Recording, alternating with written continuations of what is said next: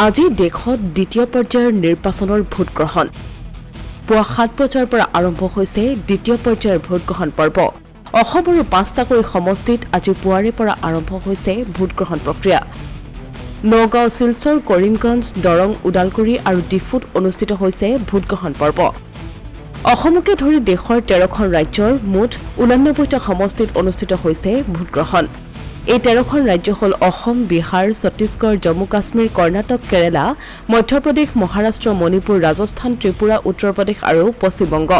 উল্লেখযোগ্য যে দ্বিতীয় পৰ্যায়ৰ নিৰ্বাচনত ১৩খন ৰাজ্যৰ মুঠ ১,২০৬গৰাকী প্ৰাৰ্থীয়ে প্ৰতিদ্বন্দ্বিতা আগবঢ়াইছে ইয়াৰে ভিতৰত অসমৰ আছে ৬১গৰাকী প্ৰাৰ্থী নগাঁও সমষ্টিৰ প্ৰাৰ্থীৰ সংখ্যা হৈছে ১৩গৰাকী আৰু শিলচৰৰ ৮গৰাকী কৰিমগঞ্জৰ ২৪গৰাকী দৰং ওদালগুৰিৰ ১১গৰাকী আৰু ডিফুৰ ৫গৰাকীয়ে বিভিন্ন ৰাজনৈতিক দলৰ পৰা প্ৰতিদ্বন্দ্বিতা আগবঢ়াইছে আমি জনাই আছো এই খবৰ যে আজি দেশত অনুষ্ঠিত হৈছে দ্বিতীয় পৰ্যায়ৰ নিৰ্বাচনৰ ভোটগ্ৰহণ পুৱা ৭ বজাৰ পৰা আৰম্ভ হৈছে দ্বিতীয় পৰ্যায়ৰ নিৰ্বাচনৰ ভোটগ্ৰহণ পৰ্ব অসমৰ ৫টাকৈ সমষ্টিত আজি পুৱাৰে পৰা আৰম্ভ হৈছে ভোটগ্ৰহণ প্ৰক্ৰিয়া নগাঁও শিলচৰ কৰিমগঞ্জ দৰং ওদালগুৰি আৰু ডিফুত অনুষ্ঠিত হৈছে ভোটগ্ৰহণ পৰ্ব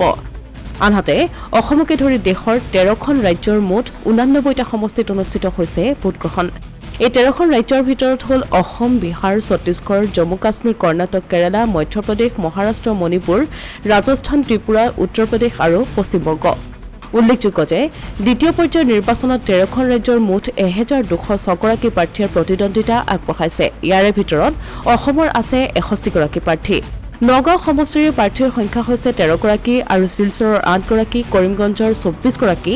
দৰং ওদালগুৰিৰ ১১গৰাকী আৰু ডিফুৰ ৫গৰাকী প্ৰাৰ্থীয়ে বিভিন্ন ৰাজনৈতিক দলৰ পৰা প্ৰতিদ্বন্দ্বিতা আগবঢ়াইছে